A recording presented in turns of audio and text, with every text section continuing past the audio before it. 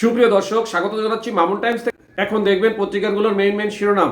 সর্বপ্রথম Ittefaq main heading করছে তারেক রহমানের সেই 4 মামলা বাতিলই থাকবে আপিল বিভাগ।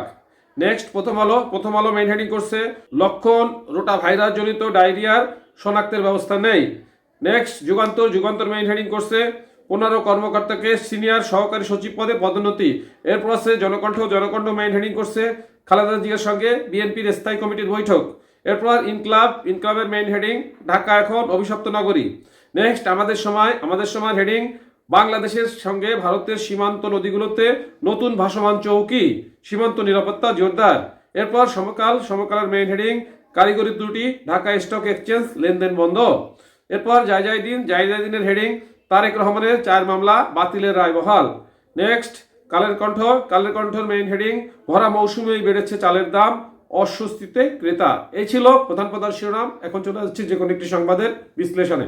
ভারত বাংলাদেশ আন্তর্জাতিক সীমান্ত এলাকায় আকস্মিক নিরাপত্তা জোরদার করেছে নয়াদিল্লি। বিশেষ করে ভারতের সীমান্ত রক্ষা বাহিনী বিএসএফ গঙ্গা, ব্রহ্মপুত্র ও সুন্দরবন সহ বাংলাদেশের সঙ্গে ভারতের সীমান্ত অতিক্রমকারী নদীগুলোতে নতুন ভাসমান সীমান্ত চৌকি তৈরি করেছে। শনিবার 4 জানুয়ারি ব্রিটিশ ইংরেজি দৈনিক দ্য টেলিগ্রাফের এক প্রতিবেদনে এ তথ্য জানানো হয়েছে।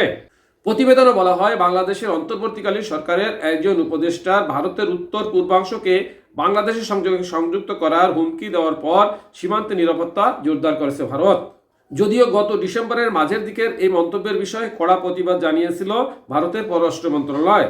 ঢাকার কাছে এই বিষয়ে আনুষ্ঠানিক প্রতিবাদ জানানো হয়েছে বলে গত 20 ডিসেম্বর ভারতের পররাষ্ট্র মন্ত্রণালয়ের মুখপাত্র রণবীর জনসাল জানান।